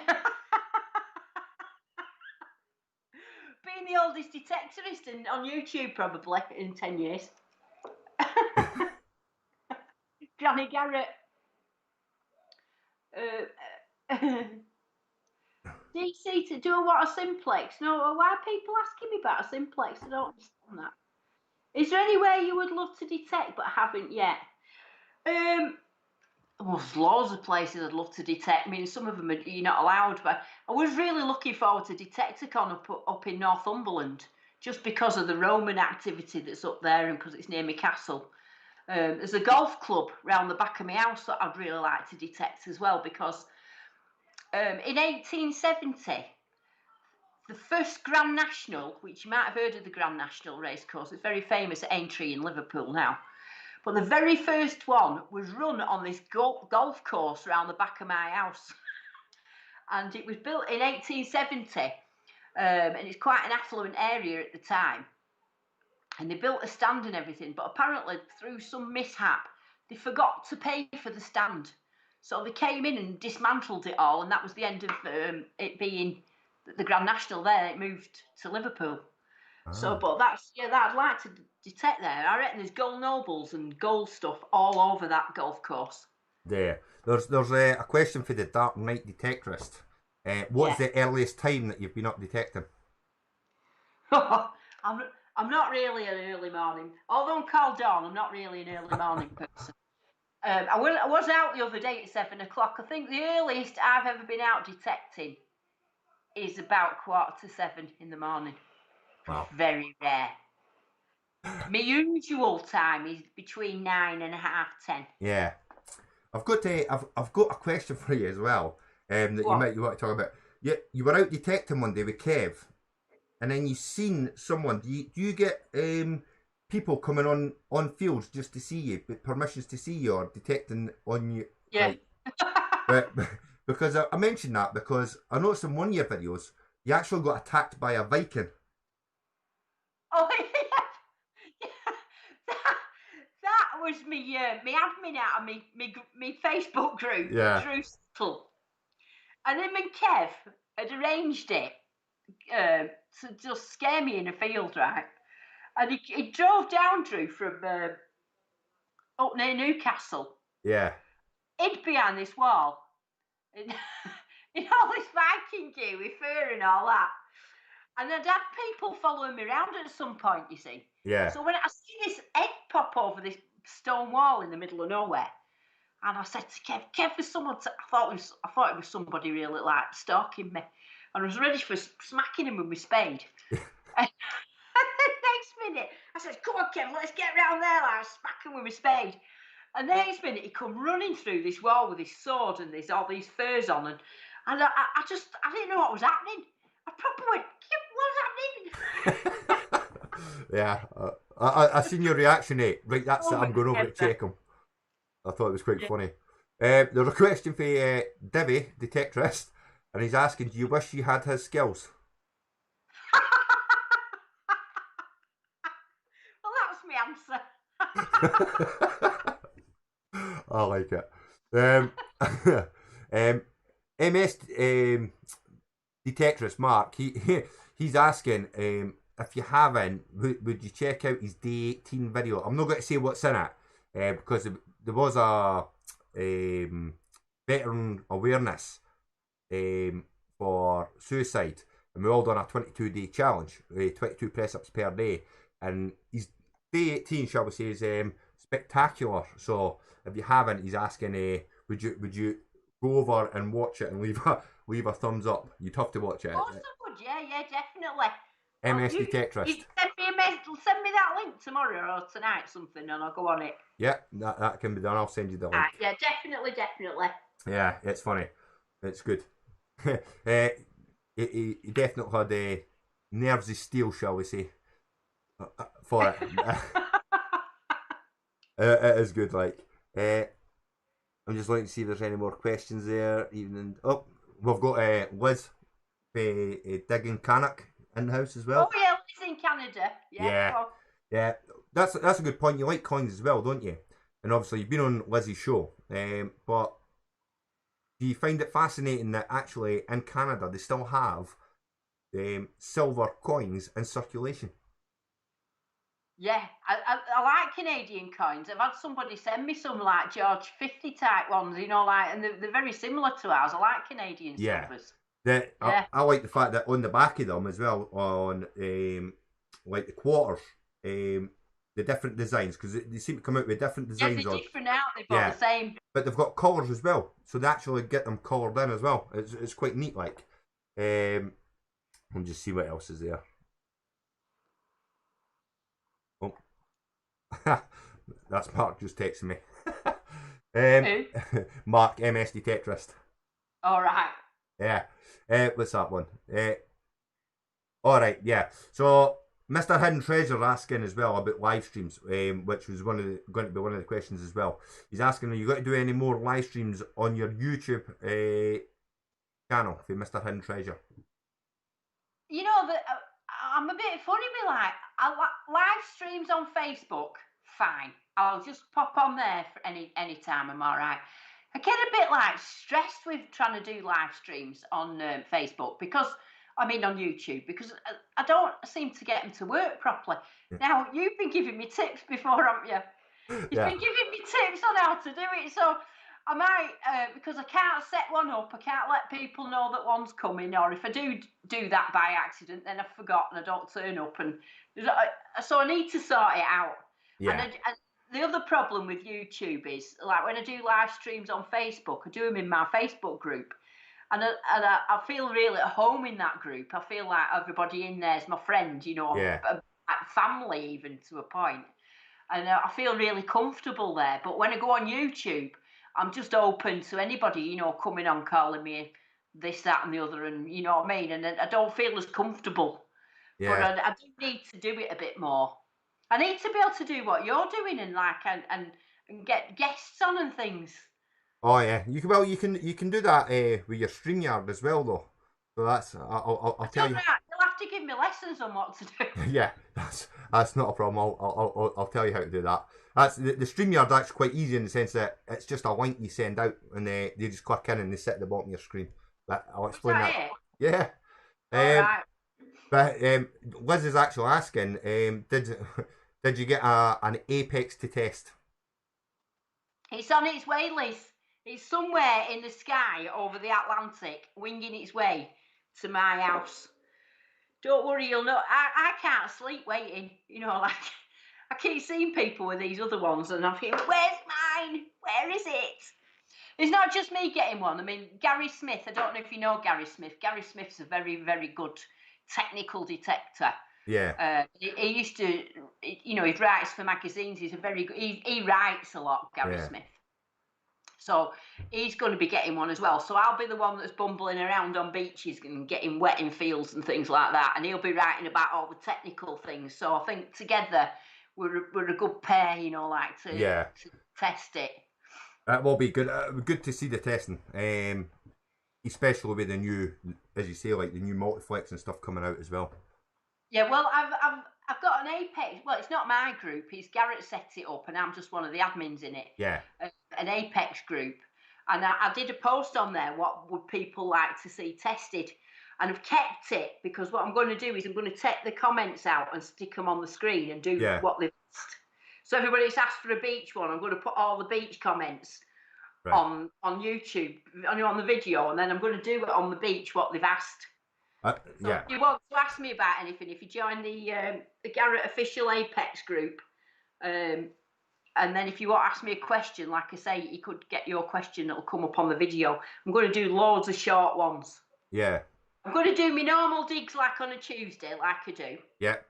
Because that's for me detecting that. I just share it. Is that going to be with all my test ones out on Fridays, weekends? But on your own digs that are for you, is that going to be with Maxi or is that going to be with the Apex? Well, this is it, you know what I mean? It'd probably be the Apex for now, you know what I mean? While I'm trying to learn it, I need to get as many hours in with it as I possibly can to get to grips with it. But yeah, Tuesdays digs are, I mean, I've said this to other people before. Now, I had a comment, I can't remember who I was talking to. But when I go out on for my Tuesday digs, I don't go out with any plan. I don't go out with any, them digs are for me to dig. Digging is most important on them days, and I just film it. Whereas, when I go out doing tests and stuff, that detracts from, detecting. You're having a day of doing a test rather than detecting. Yeah. So I'm going to do them at weekends, but the Tuesday dig is going to be for me. Like, yeah. Do you understand what I mean? Yeah. No, definitely. I'm just looking at a comment as well. But do you actually, when you go out detecting, obviously you take all your gear and that. What is your generic day's kit, shall we say? Like detector, obviously, and your digging tool. But what recording equipment do you take? Do you take like a big tripod, or do you just plonk your? Take that there. Yeah. That is me. What I film everything with. Yeah. My mobile. Nice. I do the same. Mine's is I use my Samsung S9 for my videos. So that's a Galaxy Note 9. Yeah. So I use that for filming everything in my hand, so if I found something, I'm just like, so just film through that, and then if I'm doing, I've got one that's a bit on like a tripod with like rubber legs. Yeah. Because the trouble is, you see, if you're trying to do a selfie talk thing, if you've got to hide in trees, or sometimes if you're out in the middle of a field, you've just got to like stick it on top of your spade. That's why I'm always in funny positions, when I'm talking. Maybe looking up like that or I'm bending over. But I tie it on with these rubber legs. Yeah. I've got one of them with an extendable pole. Too, because I have one for that, and it just saves me changing it, trying to put it in a tripod all the time. That's all I have. So do you think if you have phones or anything? Do you not? See, I've only just got it, and it was actually MS Mark that put me onto it, and that's a wireless microphone, which is handy. But when you upgrade your phone next, do you think you'll keep your Note as your recording camera, as like your detecting camera? Every time I upgrade my phone, I mean, me finds films. Yeah. With this, but not the other one with the tree one. I've kept the tree one's old. I've been using the tree one for 4 years. It's the same one. It's never changed. Yeah, it's just the same. It works, so you know what I mean? Why don't I change it? And then this one that I actually use for me it's my actual personal phone, as well as filming. Yeah. Every time I upgrade, I just change it and just film with a new one. I do like the new technology in the phones. It makes it easier. Have you ever thought about a chest strap for your phone as well? For a what? A chest strap that sits. Nah. Too much. What was I going to say? Stephen Pettican has said, told you that trophy was good luck, Don, when you got it back from Nigel. You dropped on that Bronze Jack's head that weekend. I dropped a what? A trophy on a Bronze Age axe head? No, no, you got the.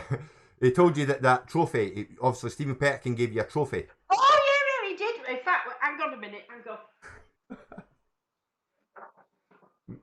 I've got your question, Mr. Hidden Treasure, set up on my other screen, so I'll ask that in a minute. Here it is. Yeah. He made me this. Yeah, and he's saying that it brought you good luck because that weekend Yeah, you found. It for me, detectable, and it's a sword spade. Look, and it's also he's made it out of it weighs a ton, but he made it for me at detectable, and I ended up leaving it in the Regton van. And it took me ages to get it back, and I got it back at Christmas, so I only had it back at like a day or two. And then I found me Bronze Age axe head, so he was right. Yeah, so he's saying it's brought you some luck. Yeah, it did. Mr. Mr. Hidden Treasure, sorry, is asking, what's your preferred meter detector at this current time? My preferred what? Your preferred meter detector. Meter? Yeah. What does that mean? I'm not. I don't. What does it mean, meter? Can you elaborate on that? No, you. But we'll see if it comes back with that one. I'm not sure if he's on about an old-fashioned one. I'm not too sure. But so, how long do you think it'll be before Garrett come out with it? Do you know the AT series? How long do you think it'll be before we see another detector? I haven't got a clue, like I say. They've been really, really kept it to the chest, but I shouldn't imagine it's too long. Yeah. Year? A year, and then you think they'll bring one out for the AT series? Probably for next year, yeah. Not too bad. But that's only me guessing. That's not like with any inside information. That's just me guessing. Mr. Treasurehead's asking, did I see your question? Hold on. I'm just trying to find his question. Mr. Hidden Treasurehead, sorry. Go on. He's got a question. I'm just trying to find it in the chat at the moment. Go on. You're not finding it. Go on. No. You said this before, didn't you? Yeah. Oh, so how do you go about obtaining permissions with Kev? Well, I am in the lucky position of being a teacher at college. Yeah. So I'm surrounded by lots of people all the time, and I've had some permissions of students, like in the first week when they come in induction week. Right, does any of you live on a farm? Nice. And I've had a couple Yeah. say, I've got a land. Go, yes, you did if I could go up. That is. But mine is opportunist, I'm not one for when I have gone and door knocked. I've usually been knocked back, but it's very rare that I do that. I mean, I tend to talk about metal detecting all the time, like being really boring.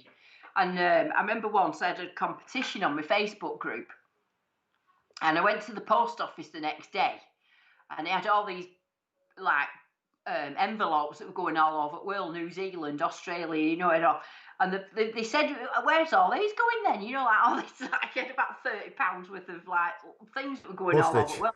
I said, oh, it's off my YouTube channel, you see. They said, well, what do you do? I said, we'll go metal detecting. And then this woman said, oh, well, I've got to live on a farm up there. She said, they found a Bronze Age spearhead in my garden about 2 years ago, if you want to come. So that's how I get mine. So I talk about it all the time. Do you actually go any door knocking though? I don't. Kev does. So you send Kev out. I like it. So one. We went to. In fact, we need to go back there. One actually, it was really bad weather when we went. Kev had door knocked at somewhere about 8 months before, and never gone back. So we decided to go up to this place one day, and he couldn't remember where it was. So we ended up knocking on the wrong farm. Oh no. And anyway, the guy just said, oh no, you can come on here if you want to. So they're just, I don't, there's no magic answer for that. I think different areas, you know, up here, there's not as many people detecting. I mean, I suppose with the crop areas in Essex and Norfolk, Yeah, the farmers are probably a lot harder to crack than they are up here. So I yeah. think it depends on which area of the country you live in to how difficult it is to find land. Yeah, I keep saying it to most folk when they ask. I always feel like Oliver Twist when you go to a farmer asking to detect because you're like, can I have some more, please? You know what I mean? It does, honestly. I'm not too good at going to a farmer and going straight out and asking for permission, like, to be fair, like. Dragonfly Diggs is asking as well, do you always hunt with Maxi? Yeah, Yeah, I have done only because I mean I used to love my 400i, yeah, and I still do. But what I've noticed with Maxi is although they both find the same things, I'm not saying that 400i wouldn't find what Maxi finds. yeah, The difference is obviously the wireless thing, yeah, which I find to be absolutely fantastic. But I tend to be able to read Maxi a lot better in terms of knowing what it might be. You never know, do you? You know no, what it might be. But I tend to dig up a lot more rubbish with my 400i than I do with Maxi. right. And I think that's just because Maxi's a little bit, well, it's double the price, really, isn't Yeah. it? Do you think that could be down to the discrimination of the two? That Max is able to discriminate better than the Yeah, 400i? yeah. It's got different tones and different sounds, and because you go off the sound, don't you, of the Yeah, size of it, and you know, and Maxi does that a lot better than the 400i does. yeah. Because we were But discussing you that. both would find the same things, I think. Yeah, It's just that, you know, in between, you're finding a lot more rubbish because you can't tell what it is as well. yeah.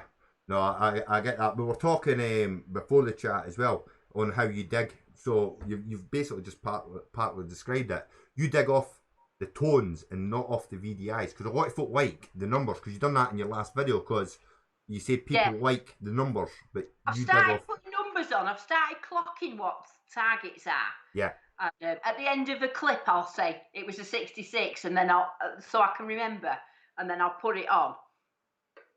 But I'm not really a numbers person as such. I'll go, I used to be, used to yeah, give me an idea, you know, like 84 was a coin. yeah, And he still does to a certain degree.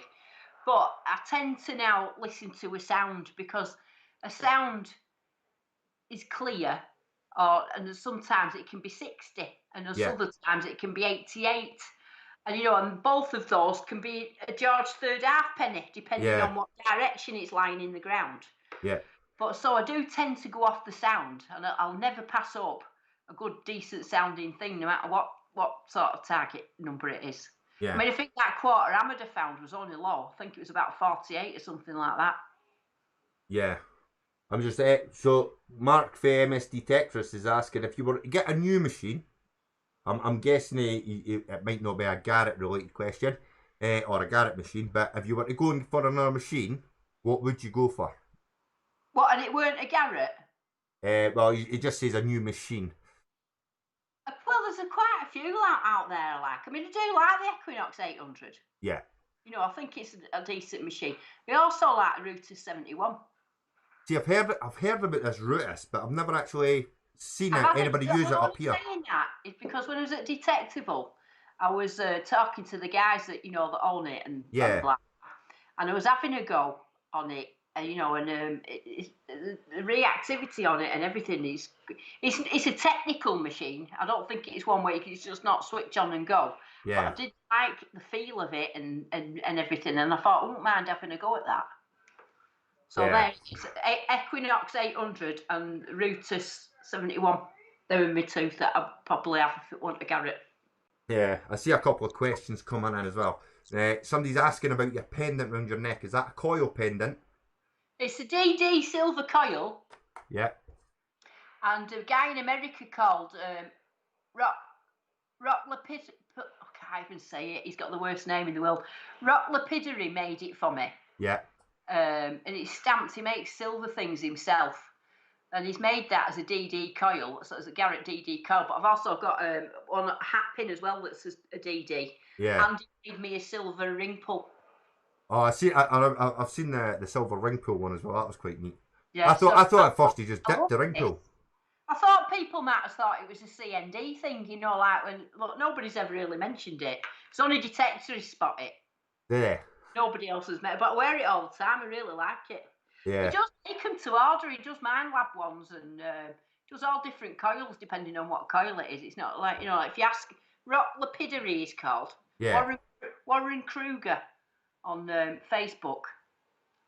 And Ah, you message him, he's a silversmith, he does make things. yeah.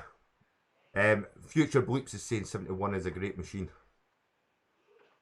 He said what? The Root 71's a great machine. Yeah, It does. I mean, from what I tested of it and had to go off it like a detective all that time, was really impressed. I was impressed. yeah. Dragonfly Diggs is also asking, have you tried Kev's Equinox? Have you actually used the Equinox? And Well, I've had to go with it, you know, like in terms of the swing and stuff like that. yeah, I mean, it's like when we're out together. I mean, he don't like being on film, so you know, people say, "Why ain't Kev on film?" But you don't want to be. You know, I've got to respect his wishes. yeah, But we do have um, a lot of the times when we go over targets, we do it all the time. I'll go, I think that's that. You go over it and see what you think it is. And we do it constantly. And we do it to see if one can pick up anything that's very deep as well. yeah, And they both match each other. It's very rare that I can pick something up and he can't, or the other way around. It does happen sometimes yeah, where I can get something and he can't, and other times he can get it and I can't. But it's very rare. yeah. I've seen They different. both got different strengths, you know what I mean? Like, go on. It's, I heard the other folk doing it as well, saying that as well. But who is it? Scottish Relics Dean. He found a hammered horde, and he was saying he picked it up on the RX, and there was three different machines, and it was only the RX at the time that was actually picking up the hammered coin cadets.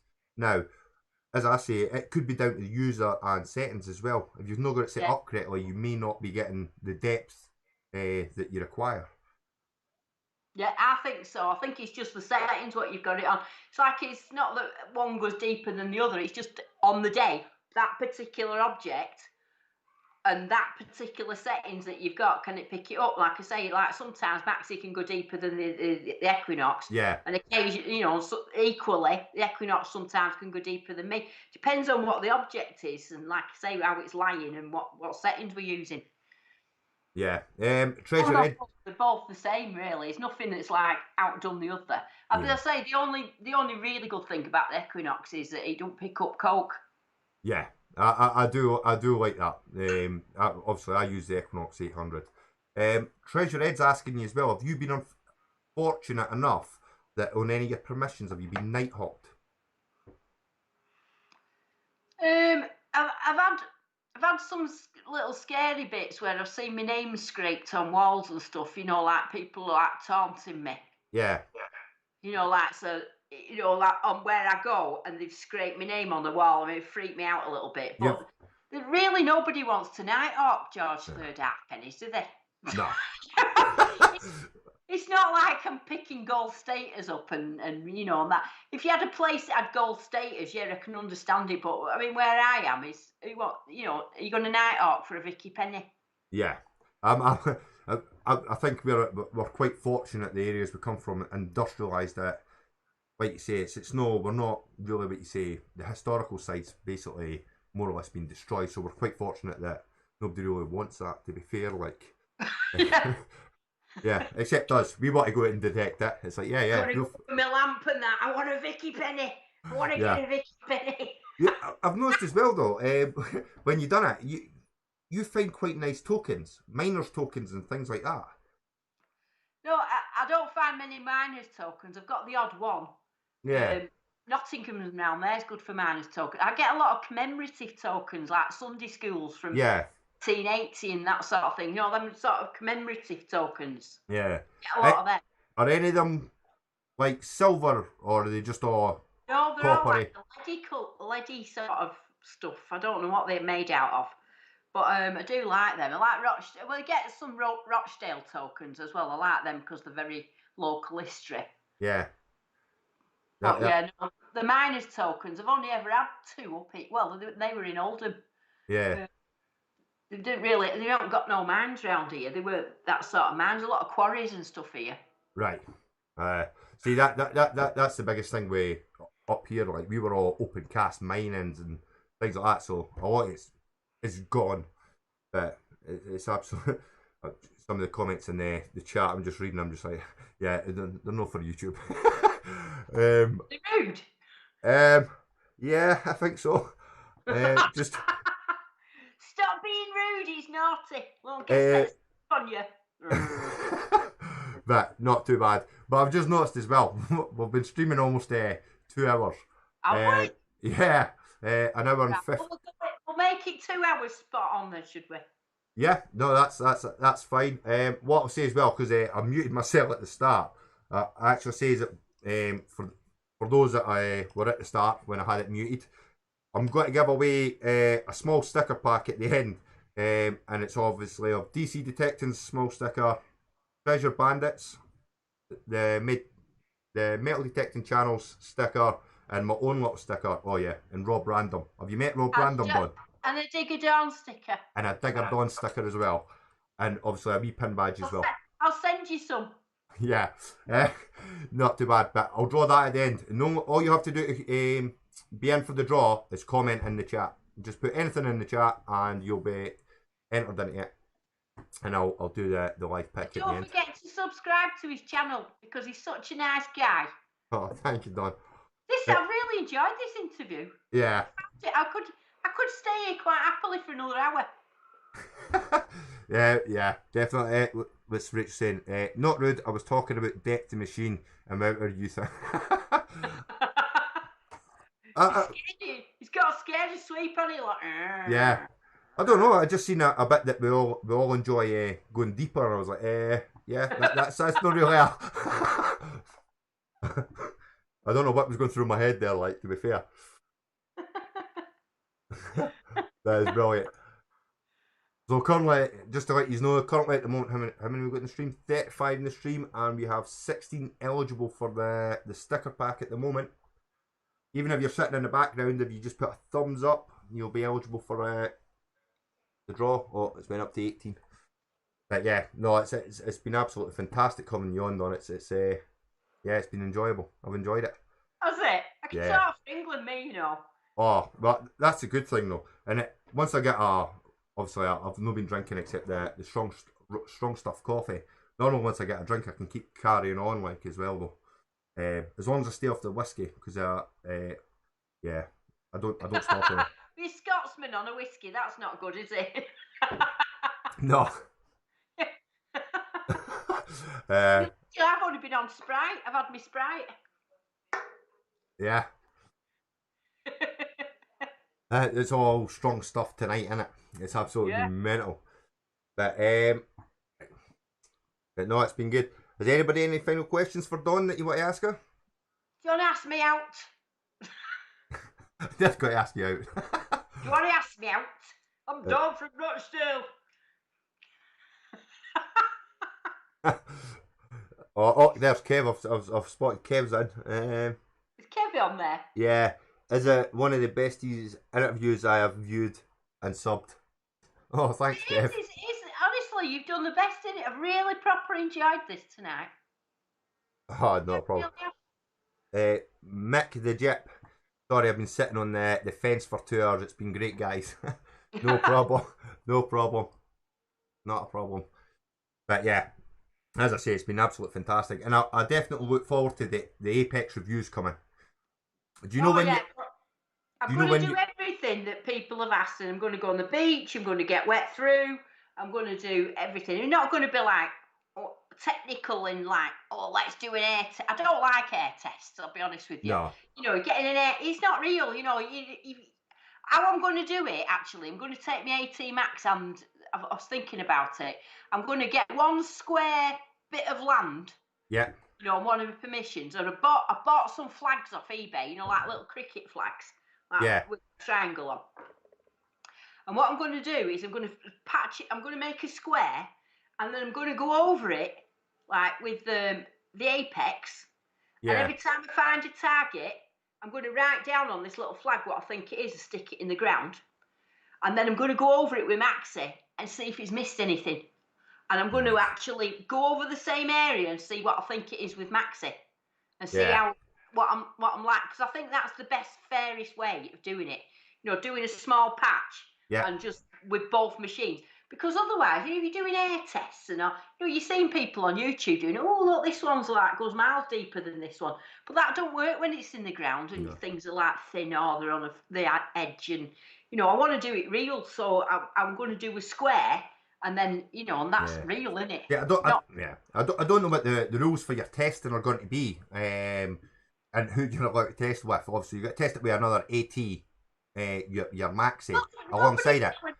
Nobody's telling me I've got to test it with anything. No, but what I mean is, are you going to have Kev as well? Do you know how you go out with Kev? Yeah, is he going to go the Equinox? Yeah, he's got his Equinox as well, yeah. So, I was even thinking of one, if we're just doing a square, just go out for a day, take me 400i, take me 80 Max, and his Equinox, and do it on with these little flags. Yeah. Because we can write on the flags what each machine thinks that is, and then actually dig it up and have a look. Oh yeah, see which was like nearest. And what will be good to see there, especially, is the fact that it's another multi-frequency machine. Yeah. You can do it on the same frequencies as well, and find out if you're getting the same results, basically. So it'll be really interesting to see how it compares. Yeah, and Kev's going to go to the beach with me as well, so we'll have a look there and all. Because it's the multi-frequency, but I'm not testing it against his. I'm just be interested to see, do you know what I mean? Oh yeah, definitely. Leave all that simplex versus this and vanquish versus that to other people. I'm not doing that. I'm just going to do a real life. Yeah. What I think. Yeah. You know what I mean? Like we were discussing before, just keep it simple. No technical, just simple as in what we are detectors. Simple detectorists. I'll leave all that other technical stuff to other people. Yeah. Definitely. But as I say, Don, it's 8.5 inches, and this one goes 9.5 inches with a coin when you're rubbing it from this direction in your kitchen. No, not doing that. No, I'm going to get a real field with real targets, and I'm going to try and guesstimate what they are.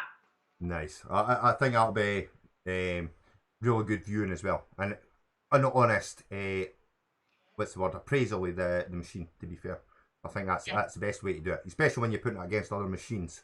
So we'll get to see it, and folk will be able to see it anyway. But I think it's time to draw this raffle. Right. Well, is it your raffle time? Well, the draw from the chat. So we've got 29 eligible users in the chat. And what I'm going to do, Don, if you don't mind, I'm just going to put up the big screen at the moment. You'll still be able to hear you. You'll just be in the background slightly. Not a problem. Right. I'm going to draw this. Pick the name from the number. Once your name's been picked, if you just email me at pgrimley1982@gmail.com, and I can get your address and send you the sticker pack. I'll just turn these round so you can see the draw. So, not cheating anybody. Oh, hold on. I'm on the wrong camera, I think. Yeah, I need to turn it off. It's not actually, hold on, 1 second, folks. It's my webcam. Yeah, right. Right, so as you can see, we've got 30 eligible users. Good luck, everyone. And 3, 2, 1. Dark Knight Detectorist. Congratulations, you've won the sticker pack. If you just email me at pgrimley1982@gmail.com, I'll get that sent out to you. Well done on that. And if I just put my back screen back on, there we go. Got the camera, it's filled down. But thank you everyone for popping over and supporting the channel and supporting Don. It's been very much appreciated. I'll just bring Don back just now. There you are, you're back, Don. Just to say, don't forget to subscribe to Doodles Gone Digging, because Paul Grimley is such a nice person. If I could subscribe 5 times, Paul, I would. Oh, thank you very much. And if you haven't done already, which I'm sure you have done, make sure to subscribe to Digger Dawn and check out our Facebook page as well, because that's where she does most of her lives as well. But everyone, good night, take care, and happy hunting, folks.